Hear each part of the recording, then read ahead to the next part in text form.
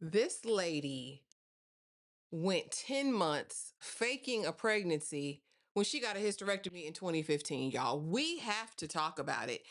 Eyes on me, apply that. Get it, don't be timid when you in it, apply that. Love up on it, get along, leave it. I don't want no trip, baby, say it like it.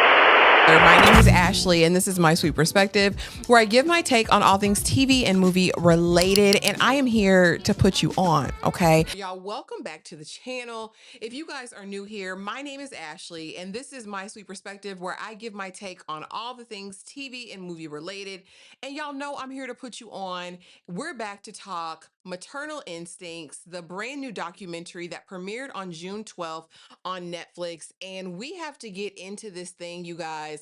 But first, extremely heavy documentary, extremely heavy theme. So I am going to give you the opportunity right now to go on and bow out respectfully. This is trigger warning for child unaliving, for unaliving in general, for general brutality and just the most heinous things you've ever heard of. But we're going to get into it.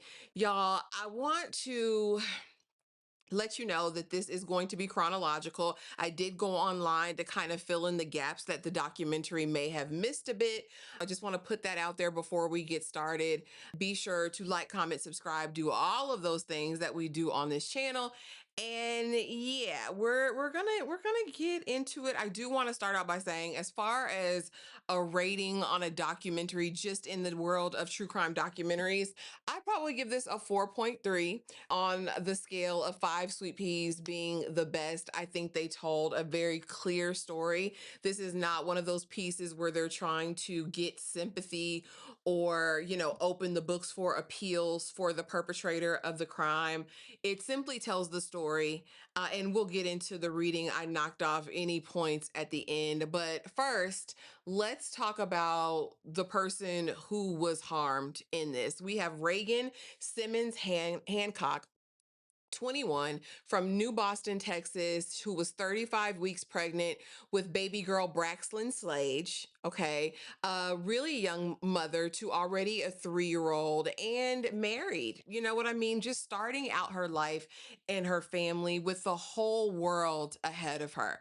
Then, of course, we have Taylor Renee Parker, aka Taylor Morton, aka Taylor Way Casey, whoever the hell this heifer was, who is the perpetrator, who is the unaliver, who is the person who did all of these dastardly deeds. And I want to start right here and say this.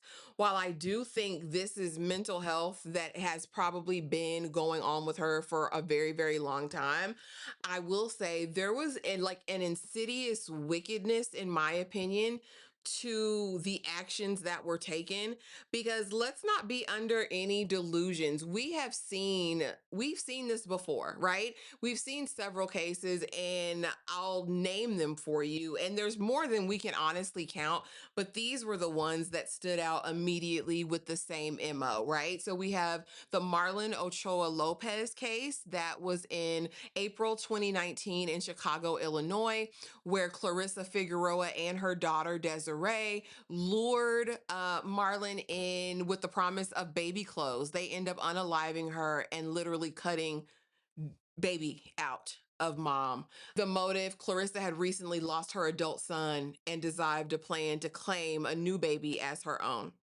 Okay. Next, we have Bobby Joe Stinnett and Lisa Montgomery case in Skidmore, Missouri. Now, this is from 2004.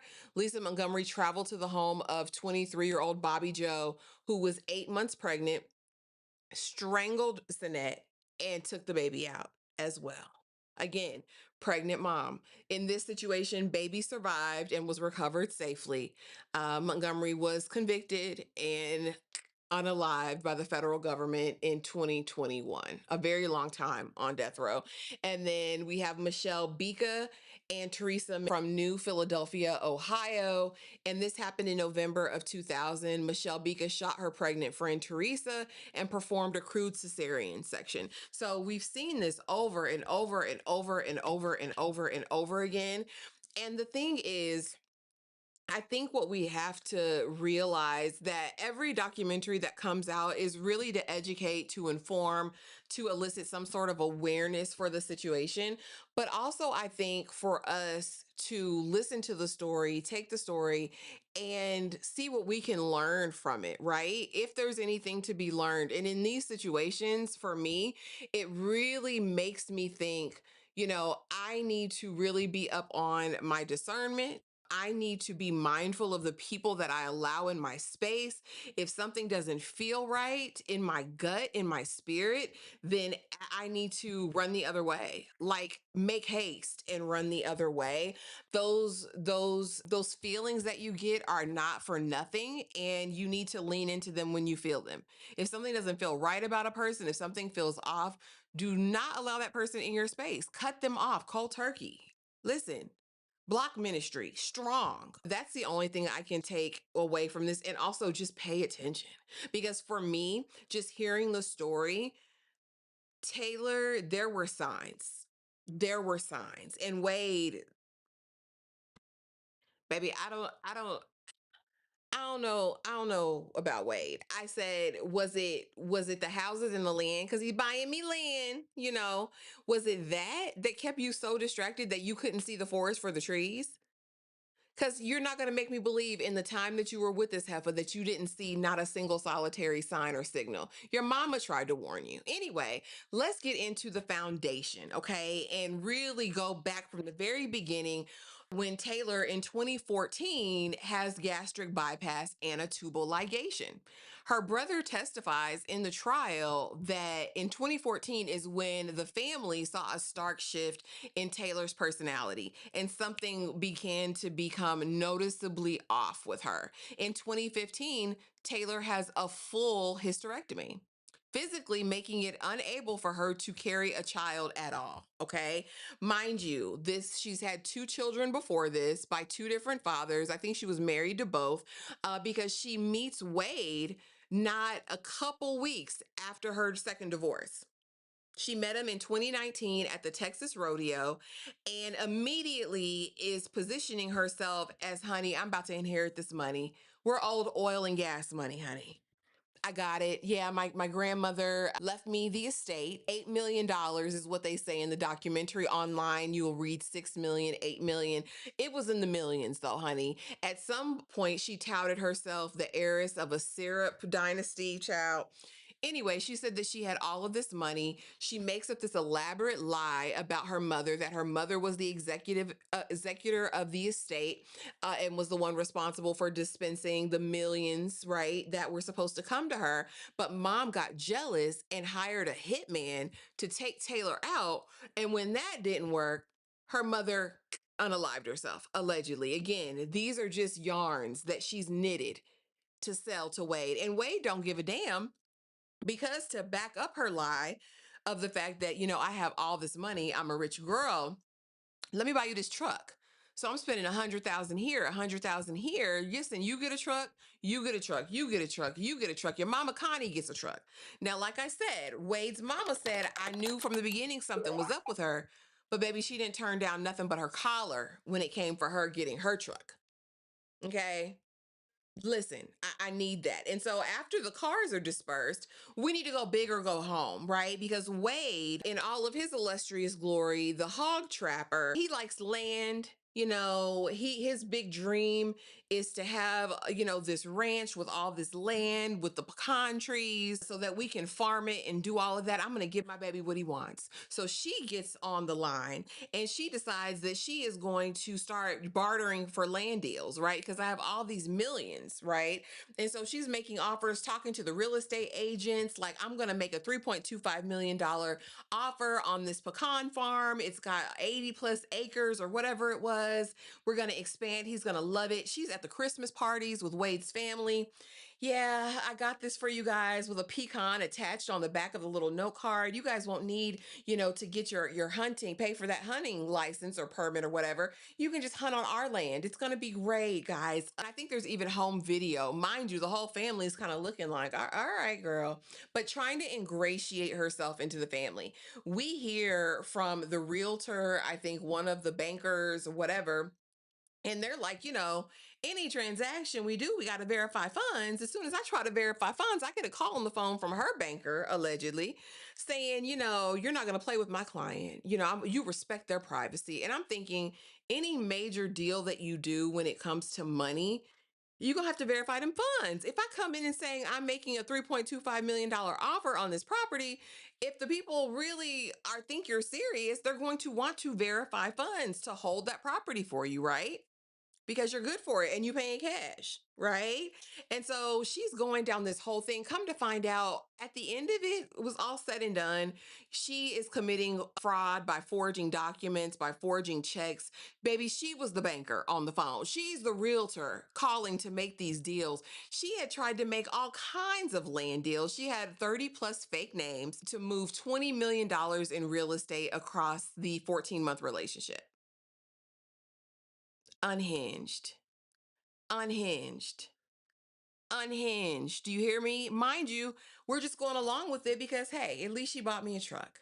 At least she bought me this truck. At least she bought my mama this. At least we're going all this. She's signing her name with Wade's last name, Parker Griffin. Listen, because I'm hyphenated now and that's my man and he's going to love me. Mind you, Wade, anytime we see him in this documentary, it's basically like, yeah, I never loved her. Yeah, I never said I loved her. It seemed like it was the right thing to do. She was buying me houses. She was buying me land. She was buying me trucks.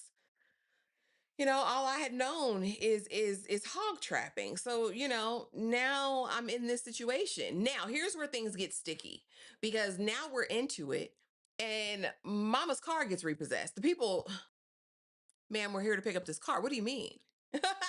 What do you mean this car is paid for? The people say, we never got a dime for this car. So she's not even keeping up the appearances of payments or anything.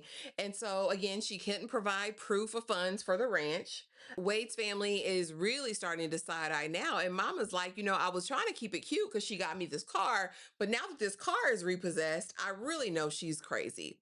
So now what we have to do while all this is going on and things are getting sticky over here, now I need to come up with another lie to compound them other lies because at the end of the day, Wade's going to love me.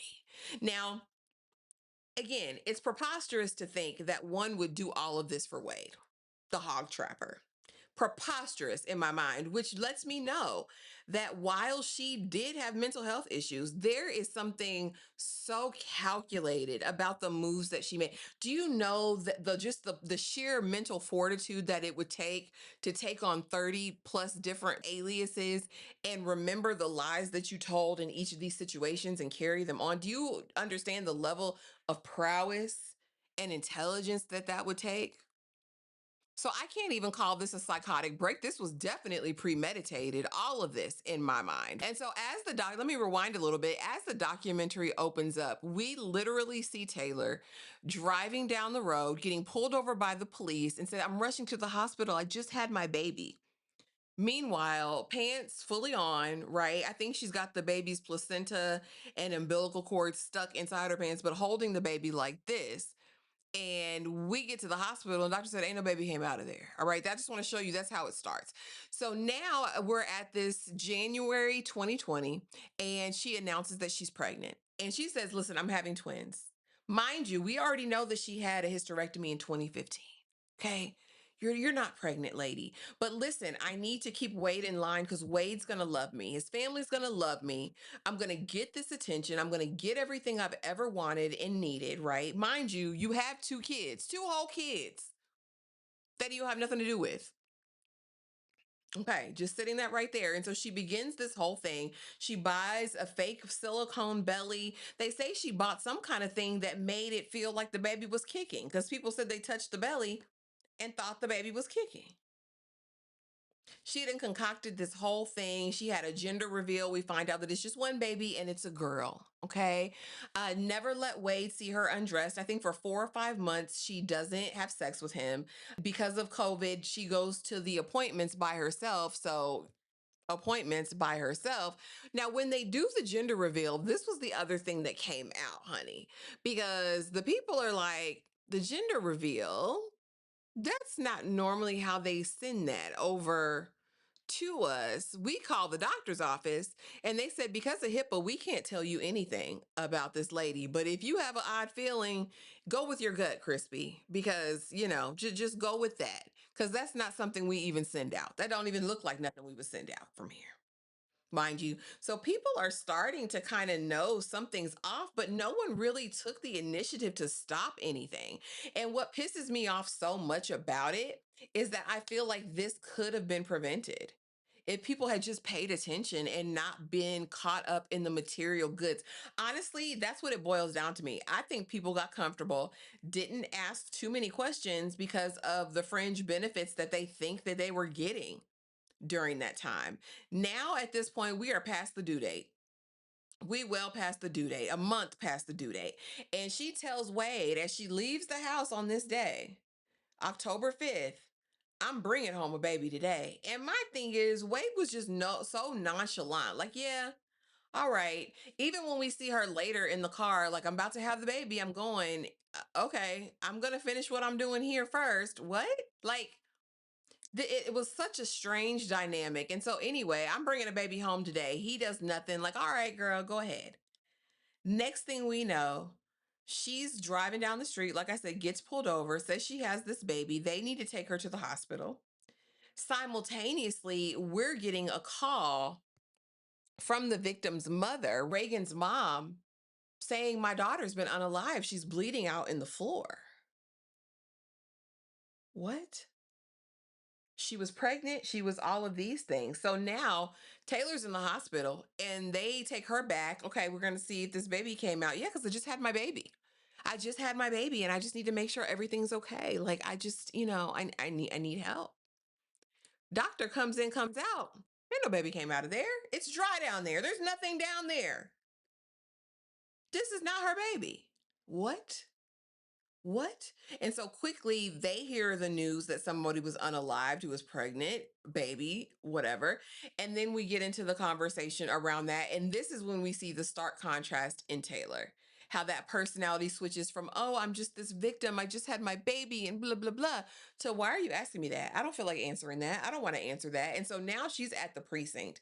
Mind you, they said this was the most horrible, most heinous attack that was done to Reagan. They said that there were so many stab wounds and so many things. And literally, they said they had never seen anything like it. The way that she was cut up to extract this baby, listen, was sick. Again, trigger warning, baby nor mom survived this. All right. All this literally for nothing. And this is another way you can absolutely tell Taylor was not in her right mind, because there's no way you thought that this could work in any circumstance. And like I said, while I do believe in mental illness, I do believe that she was wicked. That's just how I feel about it completely. Now, the trial begins September 2022 in Bowie County. And ultimately, she was convicted on October 3rd, 2022 of capital unaliving. Now, in Texas, they don't have degrees, right? So capital is the worst possible thing. The jury was out, they said, for an hour and came back with the conviction, sentenced to death on November 9th, 2022. And Wade testified, said he called the relationship a emotional roller coaster. And Wade, I don't really want to hear from you. We found out that this went on for 25 days. There were over 142 witnesses that gave account. I want to know from you, and I want you to put it in the comment section. Was Wade just an innocent victim of this, or did he just ignore all of the red flags? I will say, when he's brought in for questioning, he did seem shocked. But again, I'm really trying to feel what the disconnect is. His friend was like, man, I tried to tell him what was going on. And we said, afterwards, Wade called him and said, you were right, man. And broke down in tears and said, man, it's no time for that. What's done is done. But, I'm here for you. Mama tried to warn him. At some point, somebody got in contact with Taylor's real mama, who said, yeah, no, she's not this, she's not that. But again, no action was taken. As of late 2025, and a Texas appeals court upheld the original determination. And then finally, in May of 2026, just a month ago, We find out that the US Supreme Court denied the request to hear her case out. And so that's been exhausted. She is pretty much, her fate is sealed, barring some sort of act of somebody, because I don't think it would be God that would let her out at this point. I don't know how long she'll sit on death row either, which is another thing. Overall, again, I gave this 4.3 sweet peas out of 5. Again, I like that we didn't glorify or try to get sympathy for the perpetrator in this documentary. It did tell a cohesive story.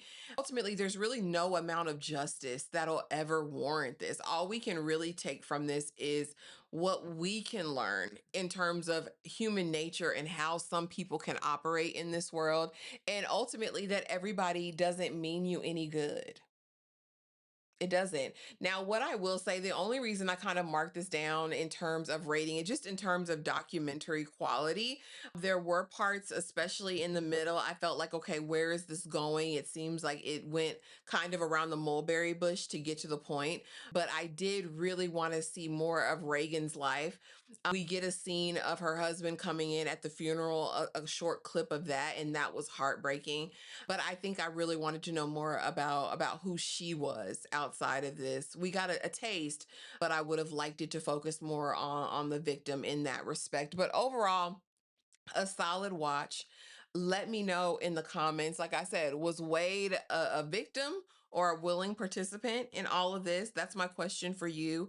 Please be sure to like, comment, subscribe, do all of the things for your girl Hype the video. And let me know if you're into the true crime documentaries, if that's something we should keep talking about over here. But this one is definitely worth the watch. Let me know if you've checked it out. Let me know your sweet pea rating, and I will see y'all in the next video. Thanks for watching.